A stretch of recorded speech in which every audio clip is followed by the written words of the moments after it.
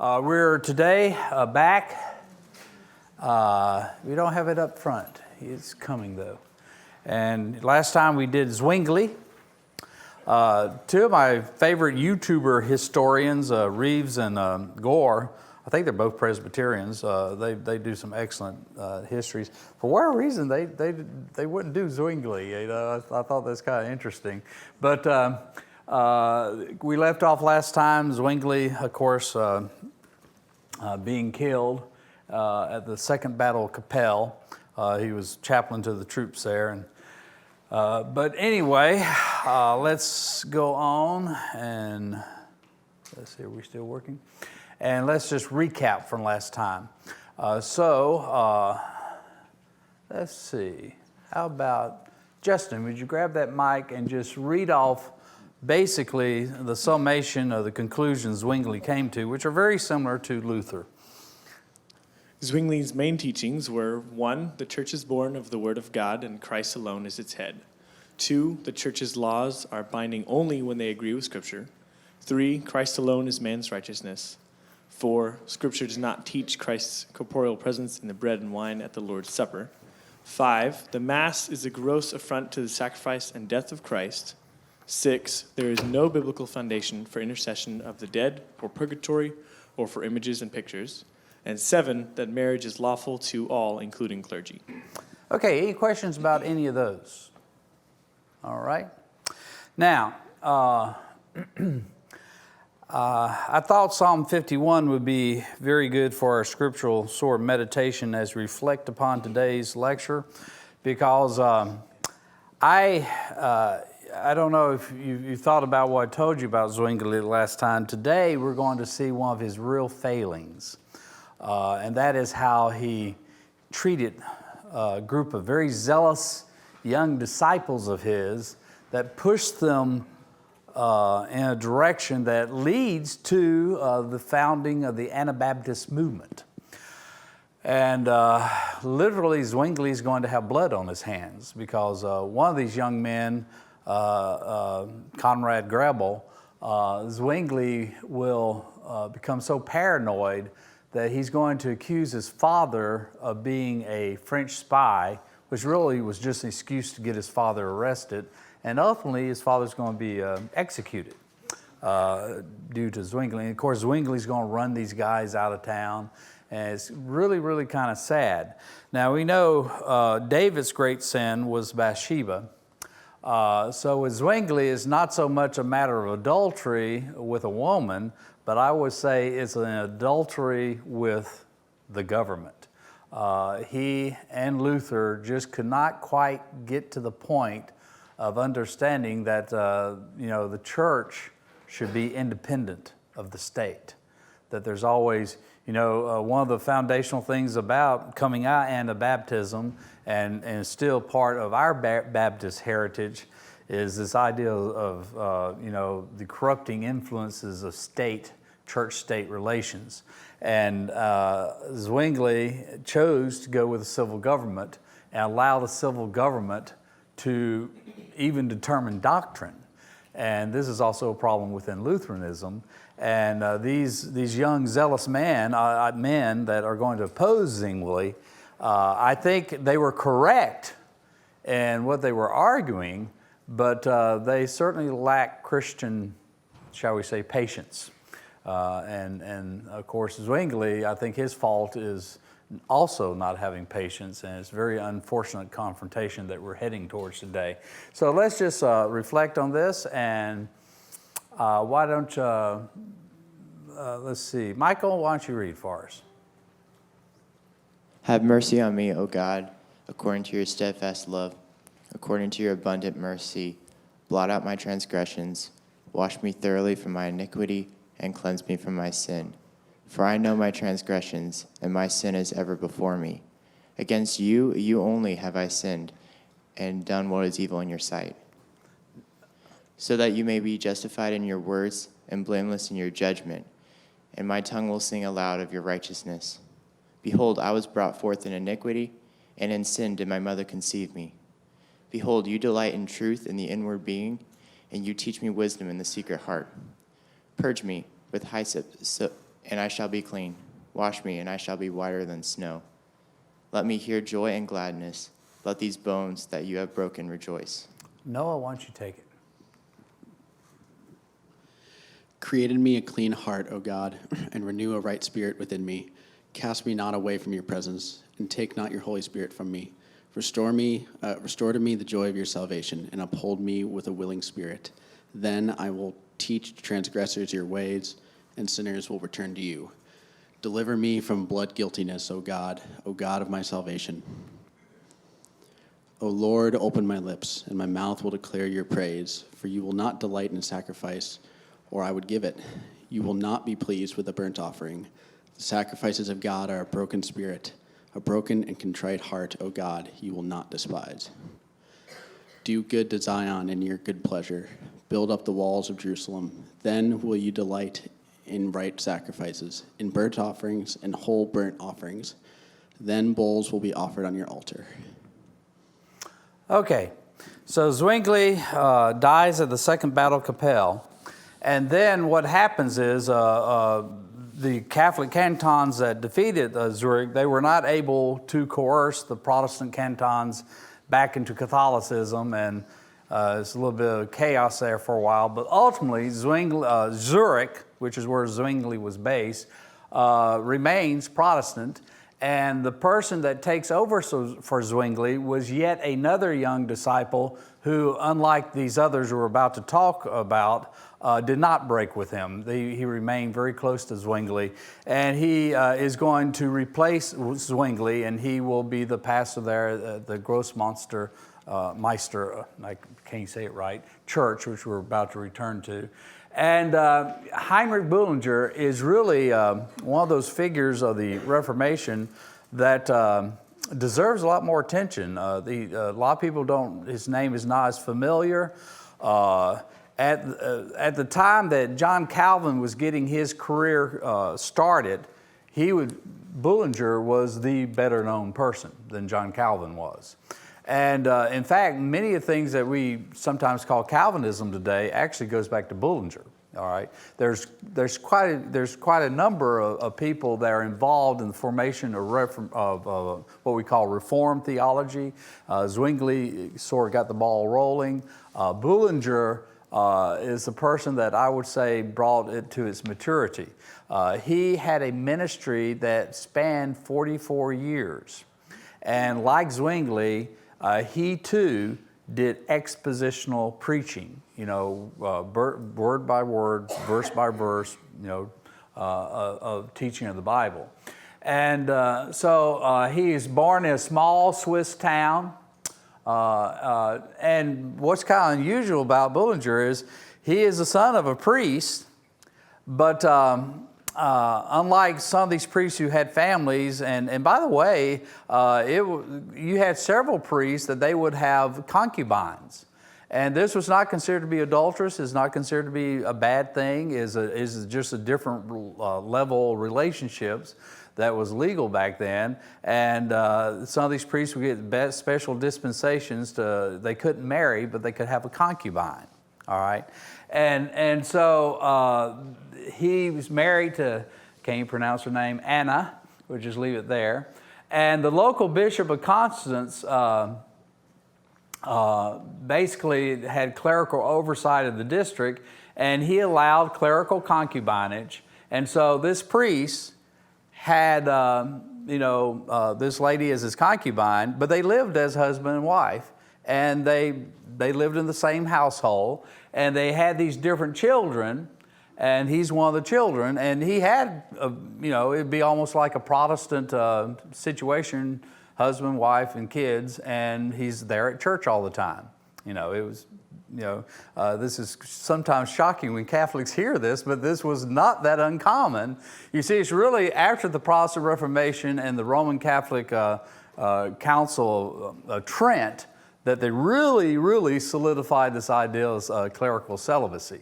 It's almost in reaction to the Protestants say, well, if you say you can be married, we say, no, you can't, and you can't have, any relations. But so he's raised there in the church. His father's the priest. His mother is technically a concubine, but for all practical intents and purposes is like a married life situation. But that should probably help you understand why Bullinger is going to so readily, when Protestantism comes, he's going to come around to the conclusion that it's okay for clerics to marry, as a result of this. So, he is going to pastor in Zurich for 44 years.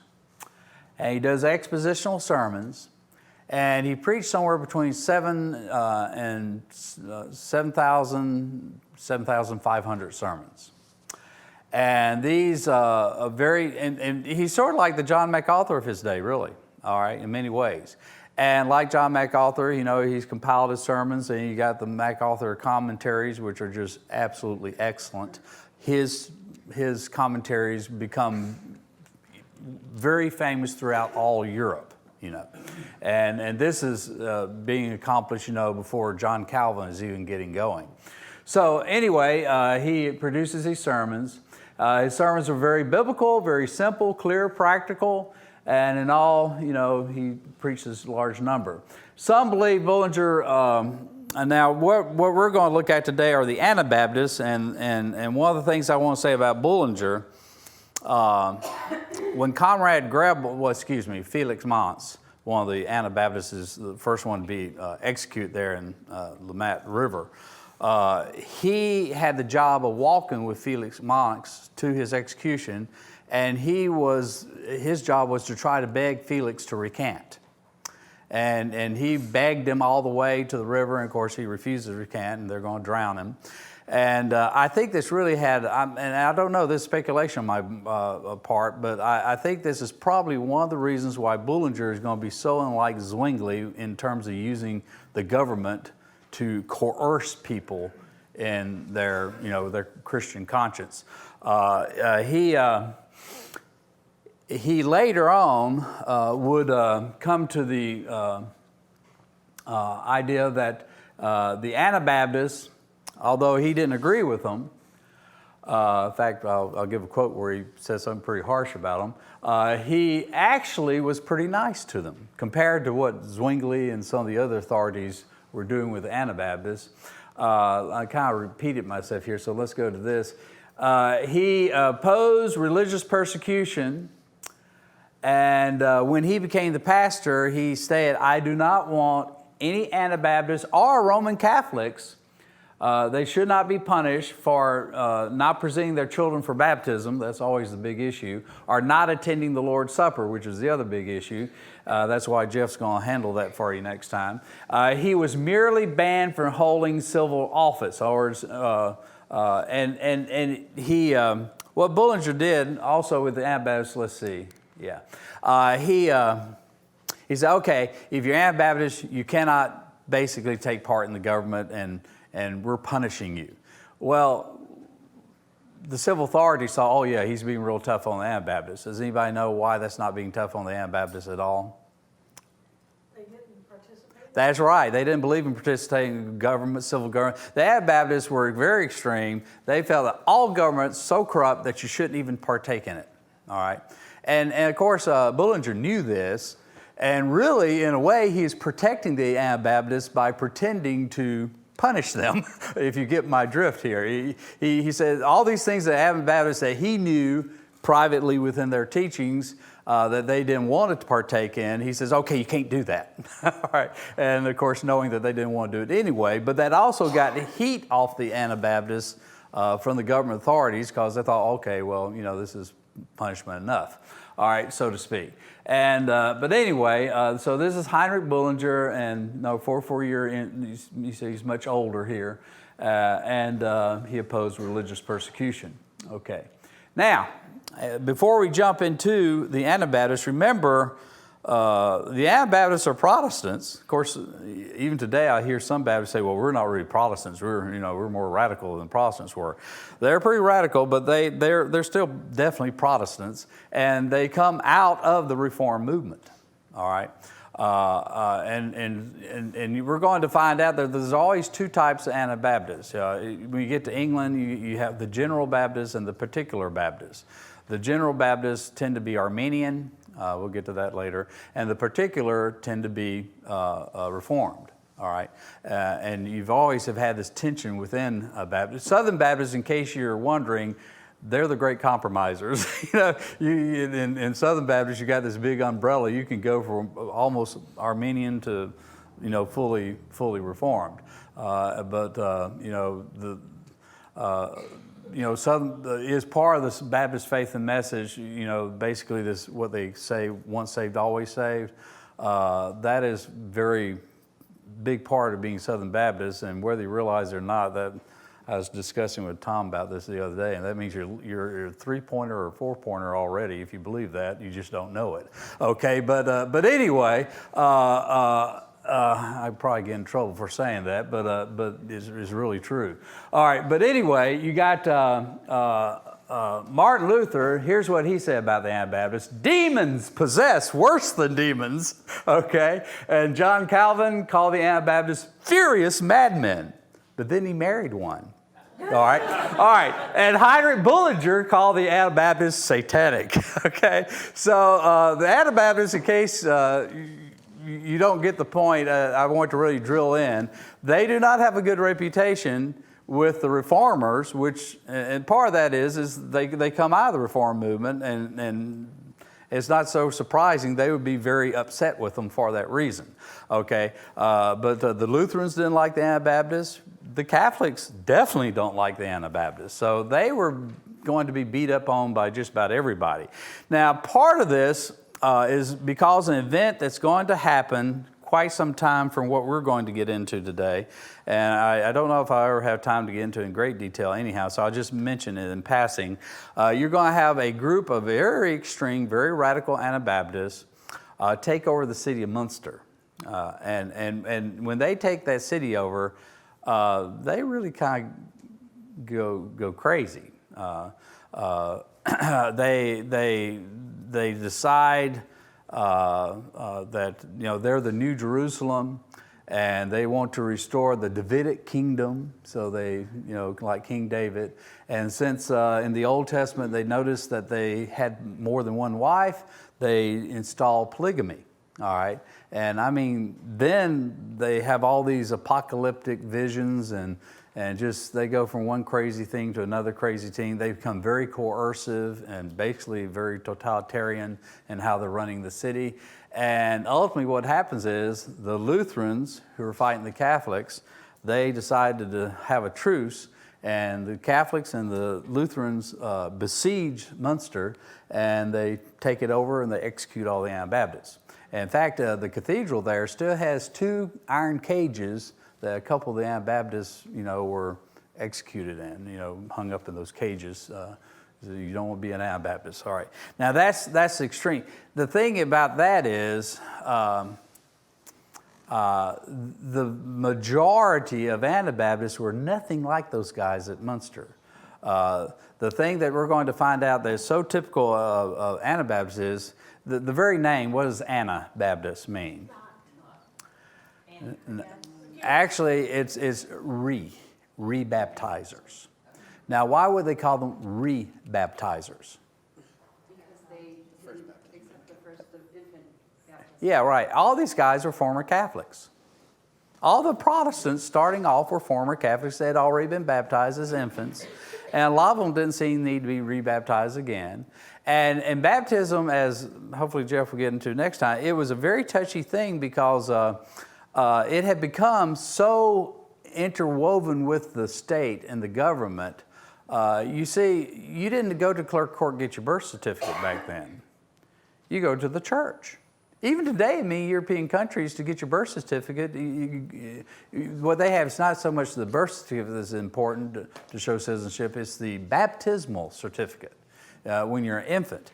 And so to go to adult baptism, that would just mess up so much. And that's one reason the different state governments were so opposed to it, for secular governmental reasons, and which is just, that's only part of it, but that's a big part of it. So the Anabaptists, they believe in adult baptism, believer's baptism. That's what they're going to come around to conclude.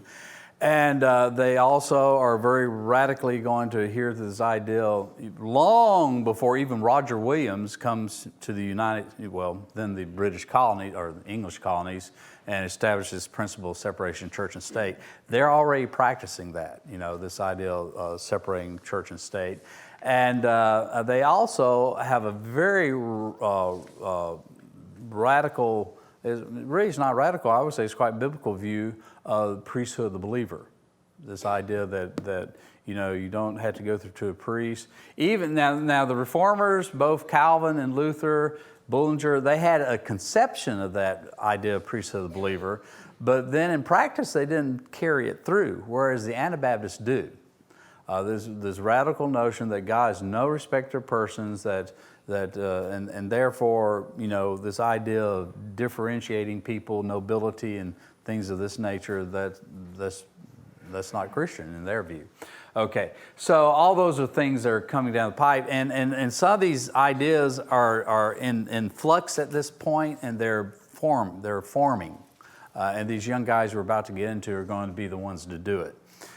All right, so we're still in Zurich to launch off our beginnings of the Anabaptists. Grossmünster Church. I'm very jealous. Brother T, I understand, was just there, toured this, and it really has an interesting history. It goes way back to Roman times. The legend of the founding of Grossmünster Church was, you see these saints here? You notice a little bit strange there, right? They're headless saints, and according to the legend, you had this Theban legion stationed in Switzerland, 286, and the whole legion apparently converted Christianity, and two of the leaders in the legion were these brothers, Felix and Regula. And for that reason, I understand, I wouldn't know for sure myself, but I understand the names Felix and Regula are still big names in Switzerland. It goes back to this.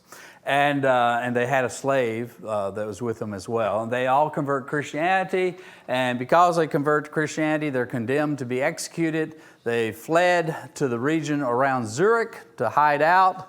They're basically caught and tried and executed.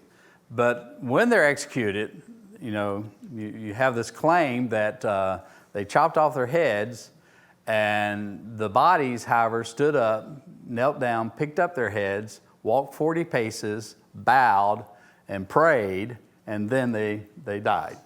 Okay, that's the legend. All right.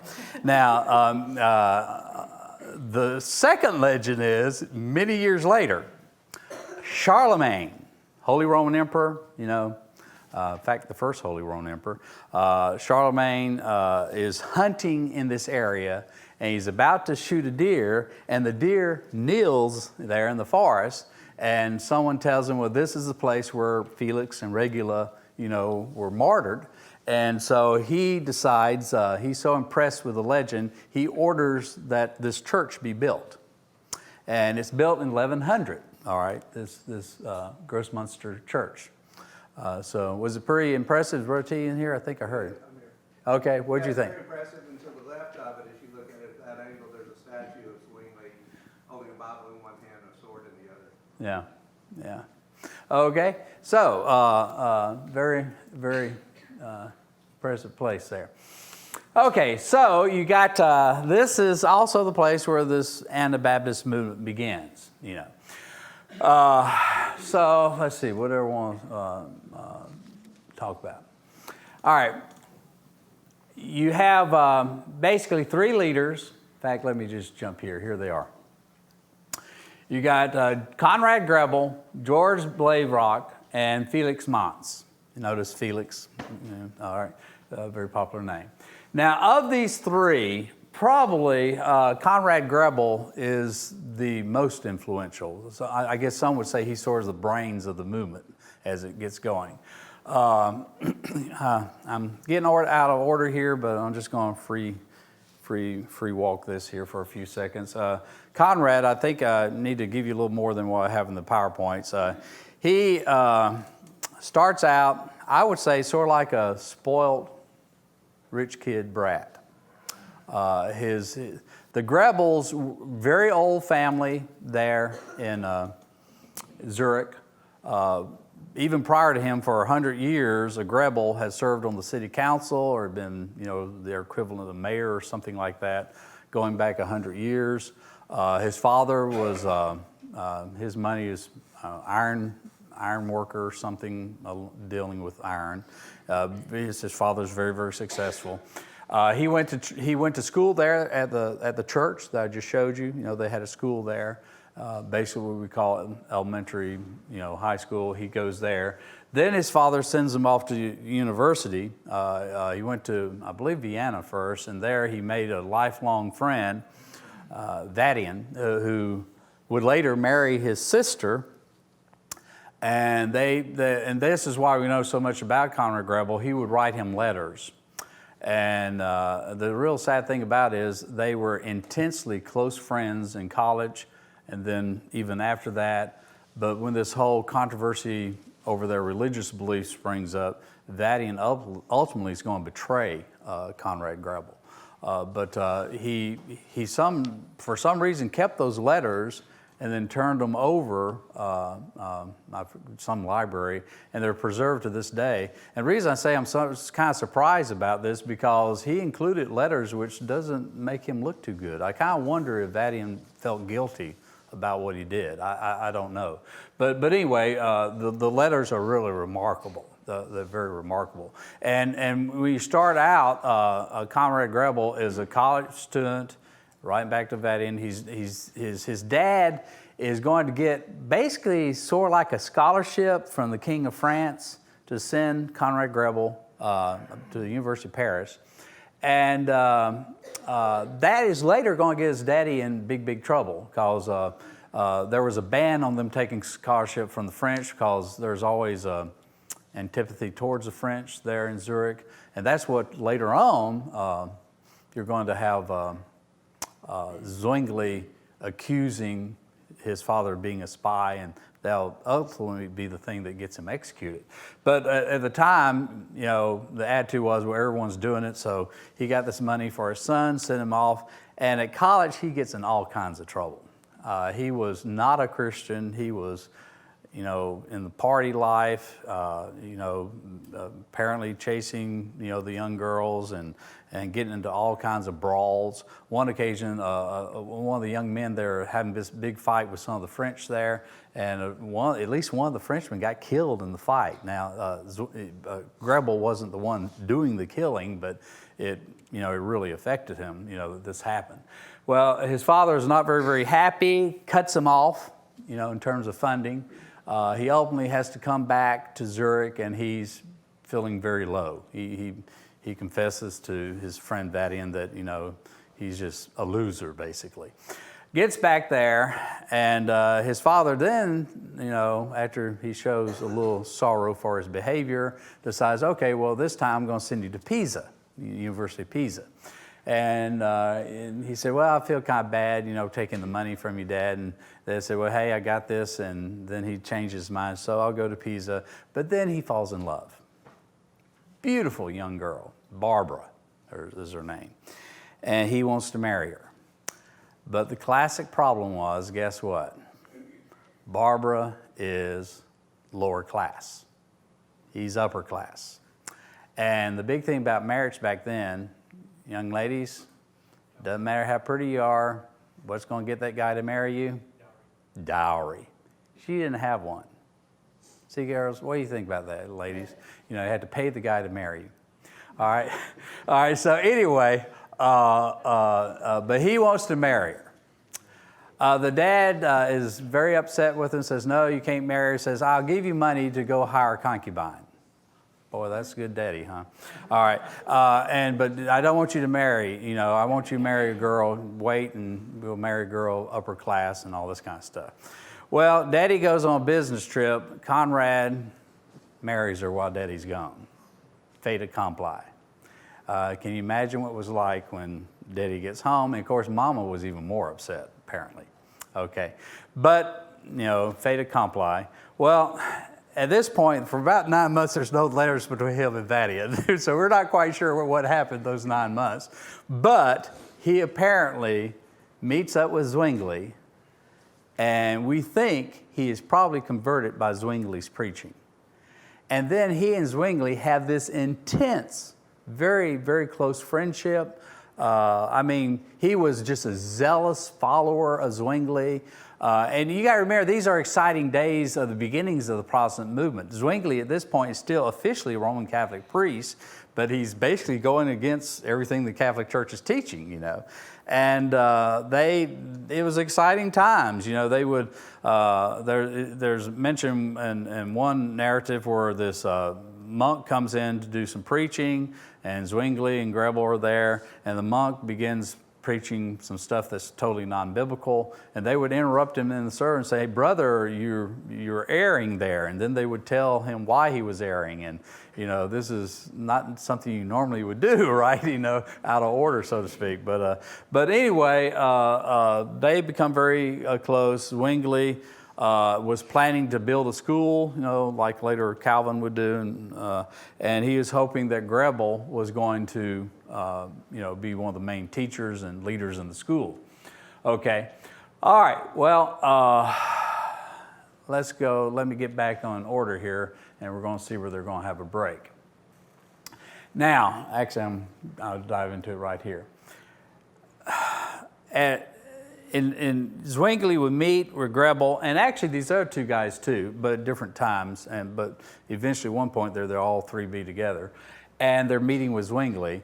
And these Zwinglian sort of Bible studies, they were noticing more and more contradictions between the teaching of Scripture and Roman Catholic traditions, and so they were wanting to get rid of the traditions that are not based biblically. And one of the things they noticed was this whole thing about the Mass, all right, and Zwingli was saying, well, you know, we need to get rid of the Mass, and he also, you know, later on the big issue comes over baptism, all right, but they're studying the Scripture, and they decide they're going to have a disputation. That means it's sort of a debate, and the city council is going to be there to judge the debate. And so they debate with the Catholics over the whole issue of the Mass. And Zwingli does a brilliant job of just tearing to pieces, you know, several elements that they're teaching in the Mass. Of course, you know, Zwingli was totally against transubstantiation. And as a result of this, they then go to the city council, and what do y'all think? Well, the city council, you got to remember, this was a big thing to get rid of the Mass. And the city council, you know, these guys are not theologians, and they're politicians.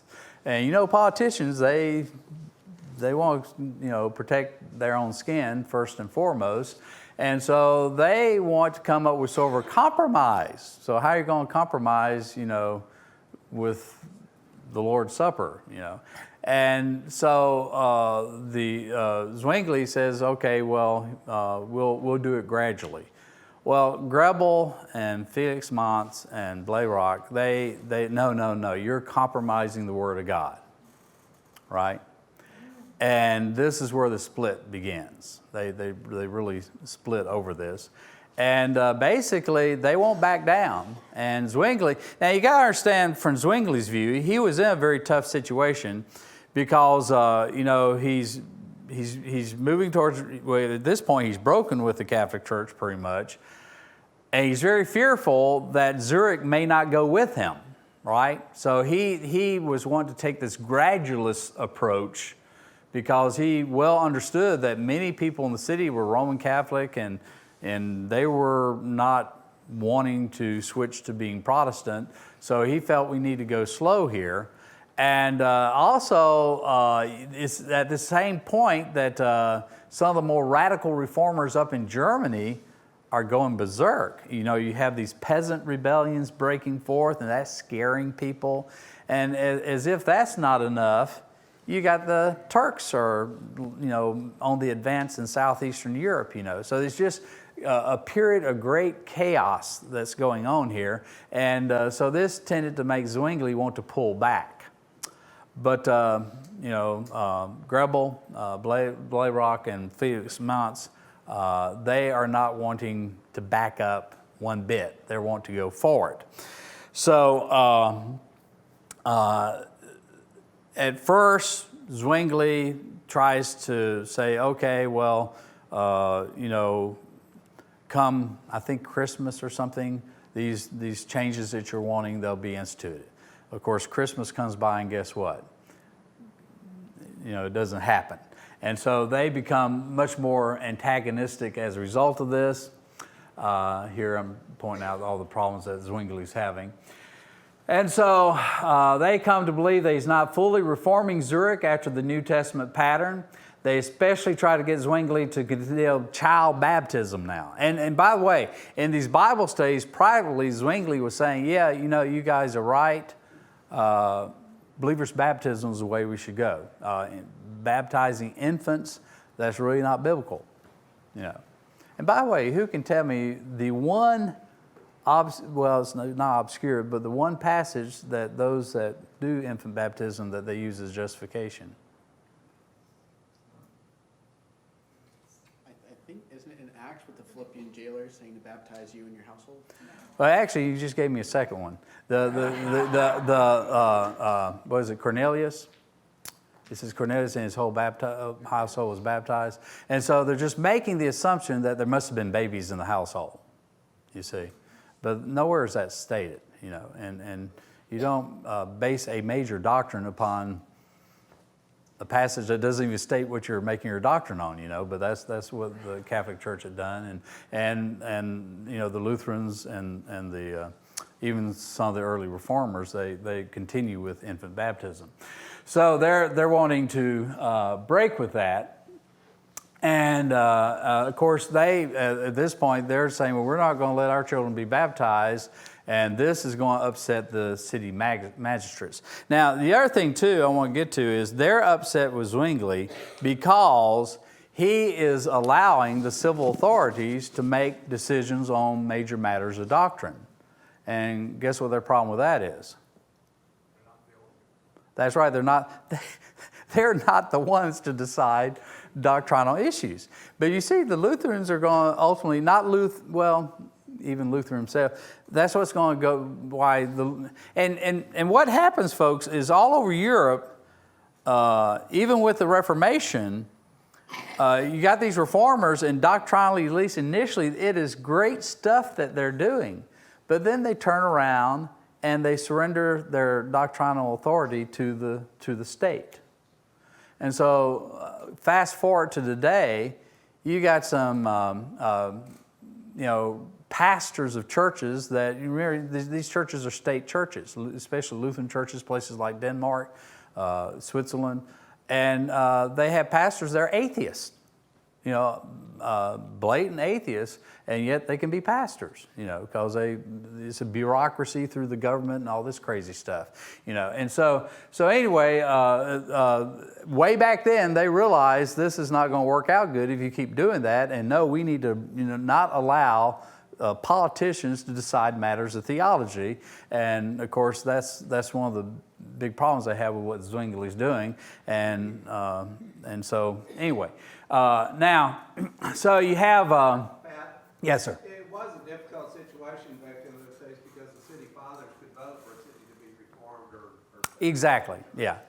Yeah. So it was a total alliance of Yeah.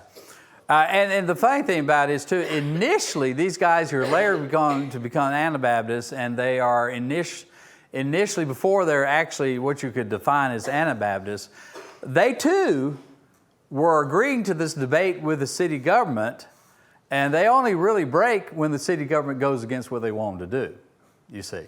But in other words, I would say initially they, too, were wrong, but they saw their error as a result of this, so to speak. But it was a real difficult situation. And remember, historically, throughout, for 1,000 years of Christianity, church and state had been wedded together, In fact, in Eastern Orthodoxy, they don't have a pope, they have a patriarch, But really, the head of the church in the Eastern Roman Empire was the emperor, is what they call Caesaropapism. Ultimately, the head of state's the head of the church. And we know that some of the Eastern Byzantine emperors are some of the most corrupt people ever walked the planet, and yet they're head of the church. So it's a big, big problem. All right, well, you have, and you have these other Anabaptists, or Anabaptism is going to start popping up all over the place. And some of the first Anabaptists had some very different ideas.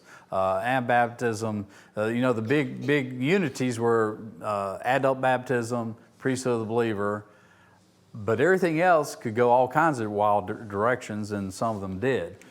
So anyway, for Martin Bucer, who's another big Reformation figure, when the Anabaptists come to his city, he has them kicked out as well. Other places, they're going to start drowning them. All right, now, Grebel, Mance, and others made several attempts to plead their position. They carefully prepared their positions to bring it to the council. See, at this point, they're trying to go through the city council, too. They had this public disputation with Zwingli over this issue of baptism. And basically, the city council sides with Zwingli. Because from their view, I'm sure Zwingli was the more conservative view and was safer to them.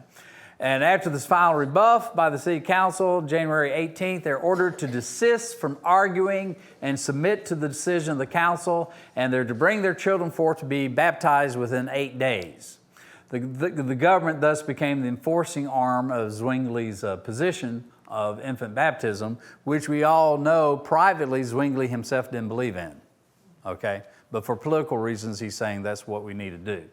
All right, now they, of course, are calling themselves the Brethren now. They gather at the home of Felix Mance and his mother. And on the 21st of January, Conrad Grebel baptizes George Blayrock. Then he baptizes all of them in turn. And this is the beginning of Anabaptism. All right, and by the way, they did not yet do full immersion.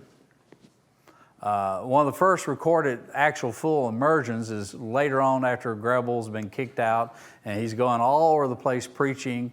And oh my gosh, on one occasion in one town, they baptized 500 people. Almost sounds like the book of Acts. They were incredible preachers, these Anabaptists.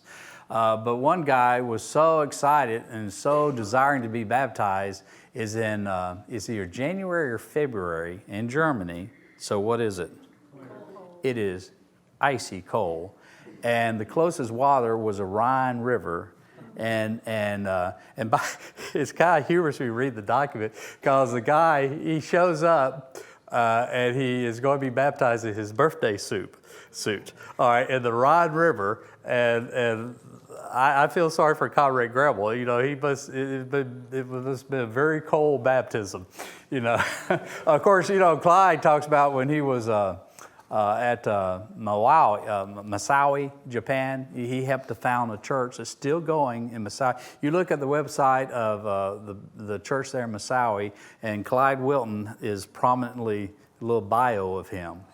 Church is still going. They flew him back for their, I forget whatever year, anniversary a number of years ago. But he said they're doing a baptism there, and it was wintertime, and it's freezing, and they have these outdoor things, and Clyde talked to us and said, "This is going to be pretty cold." He said, "Oh, we're going to warm it up." He says they go in there, they got this huge pool, they get one little pitcher of hot water, threw it in there, and now we're ready. Okay, so anyway, but initially they were doing the sprinkling just like everyone else was, and it's only later they go to full immersion. But and of course, this really gets things going when they rebaptize each other. That is very controversial, very touchy thing to do. Now, the first Anabaptist martyr is going to be Felix Mance. Let me just say, I'm leaving out a ton of stuff here. After they baptize each other, they fan out all across Switzerland, go up into Germany, and they're just itinerant preaching. In fact, one of them was arrested for corner preaching, they called it, and they got in all kinds of trouble, but they had all these incredible successes, and these little Anabaptist congregations start popping up all over Europe. And but eventually they get caught. They're going to be brought back to Zurich. On one occasion, by the way, they get caught. They're put in prison, and is in this big tower room. And they look way up there, and there's an open window. And they had tied them up when they brought them in the room, and rope tied each one of them in one long rope. And they decide, we'll just get out. And they escaped, and they start preaching again. And it just, they wouldn't, they'd be caught several times. They'd be beaten, just like in the book of Acts, and they would just keep on preaching. And but Felix Manz is going to be brought back, condemned, and what they did is they take him down to Lamette River, and crystal clear water, just crystal clear water, and they tie him up and they dump him out of the boat and to drown him. And that's going to be one of the favorite methods of getting rid of the Anabaptists. And it's kind of a double insult. You want to be baptized, you want to be rebaptized, we'll rebaptize you, we'll drown you, okay? And other times they burn them at the stake. All right, so, and there's some controversy where he's the first martyr or not, but at least among this group, he certainly is. And it's kind of sad that, Zwingli stands aside and lets all this happen. And these were former close friends. All right, Mance, by the way, had been, he was, by the way, Felix Manz was also the son of a priest. And in fact, he was one of the priests working there at the Grossmünster Church. Had gone to school there and everything. All right, to give along in short of it, with Conrad Grebel, he will continue to preach. He never is caught and executed. What happens with him, though, is he eventually is going to catch the plague, which was quite common back then, and he died of the plague. He had his wife, she's left a widow, had 3 little children. It must have been incredibly tough on her because he was gone all the time. On one occasion, he slips in, and after a few days, and he's packing up to leave again, and she ran out of the house, trying to find his dad to stop him from leaving, and it's just it must have been a real life was going on while they're doing these things, and it must have been very, very tough.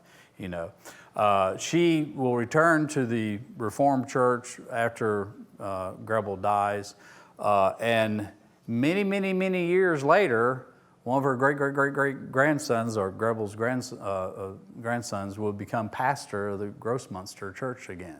So Grebel family's still there. All right, and this Wellenberg prison, one of the times when I believe that's where Grebel and the 3 were held at one time. That was the castle that Grebel used to live in when he was a little boy, when his father had a job there. That's been quite interesting for him. The castle, you used to run around the corridors as a little kid. Then he's put in the jail, below the castle. So, and I forget how they got out of that one, but anyway. All right, so you got Felix Manz, his first casualty, and they then flee again. He said that when he died, he says, "Into thy hands, O God, I commend my spirit." And his mother was there encouraging him as he was going to be martyred. Then they seized all their properties, which I don't know what happened to the mother as a result of that. All right, but that was, they were making an example of him. Blayrock, amazingly, what they did with Blayrock, they just stripped him down to his waist, took rods and beat the daylights out of him to the gates of the city, and then they told him, "Okay, now swear you will not come back." And Blayrock says, "I can't swear." That's another thing. A lot of the Anabaptists, they didn't believe in making public oaths, swear, took that passage very literally from the Bible.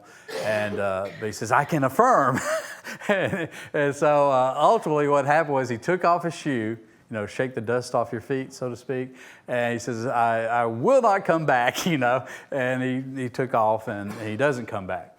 Okay, so anyway, that's the Lamette River where this I understand some of y'all were there, 2 years ago, and this very, very spot, and that's where the first Anabaptist is going to be drowned. All right there in Zurich. Now, we're all through this. He then goes to Bern, Bill, Grissom's, I can't pronounce that, and then he leaves Switzerland for good, and he goes into Tyrol, which is today part of Austria, and beginning in 1529, after the former pastor there, this little Anabaptist church that was burned at the stake, Blavrock becomes the pastor there, and he's very successful as a pastor there. Many believers were baptized, and then they founded churches all over the place, that being sort of the mother church. And then he and another pastor there, Hans, are arrested by the Innsbruck Catholics, Catholic authorities there at Innsbruck. And so, and they're all going to be tortured. They're trying to get names of other Anabaptists, from them, and then they burned them at the stake. Grebel died 1 year after Mansa's death. He preached everywhere he went, also suffered imprisonment, managed to escape, and he died after contracting the plague. Okay, so that's the initial beginnings of the Anabaptists, but that is certainly not the end. And small groups of Anabaptists crop up now all over Western Central Europe. They tend to be poor people, often from the peasant class, quite a few of them. And although some of their leaders are well educated, many were peasants, humble circumstances. And the other thing about the Anabaptists is, since so many of them were humble circumstances, a lot of them were illiterate. There's not much that we have of them written by them. Of course, a lot of their writings were destroyed. And so most of what we have to go on with the early Anabaptist movement is written about them by, guess who? Their enemies. And that's another reason why, they suffered constantly with this reputation.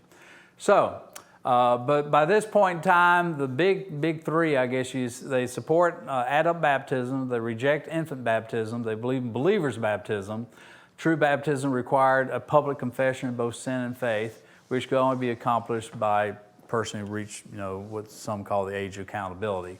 And Anabaptists also argued for a separation of church and state, and they had a very strong notion of this idea of priesthood of the believer.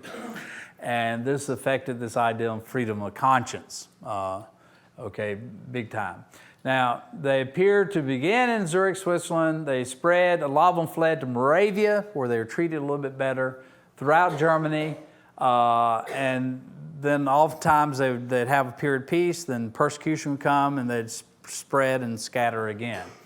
And they're, of course, opposed by everyone else, basically. Now, in northern Germany and the Netherlands, some of the Anabaptists that we're more familiar with get their beginnings under the leadership of Menno Simons. And Menno Simons is where we get the name Mennonites, right? And this group will later become the Mennonites, the Amish, and Hutterites are three of the big groups. And we're going to see, though, that these Anabaptists are somewhat different from, we're Southern Baptists, and Southern Baptists are the largest single Protestant denomination in the United States. But we're not the only Baptists. In fact, I think last time I counted, there's 75 varieties of Baptists. Okay, so even today is quite a diversity. But what we are probably, when it gets back to me again, we're going to take a brief look at how the English Baptists got started and why there's a little differentiation between the original Anabaptists and the English Baptists. And just to give you a little heads up, basically the English Baptists, I would argue, return to their roots. The English Baptists are going to be a lot more similar to what Conrad Grebel, Felix Baylock were teaching, and they're still very strongly affected by Reformed theology, you know. And so we'll get to that next time, but I think we're out of time at this point. So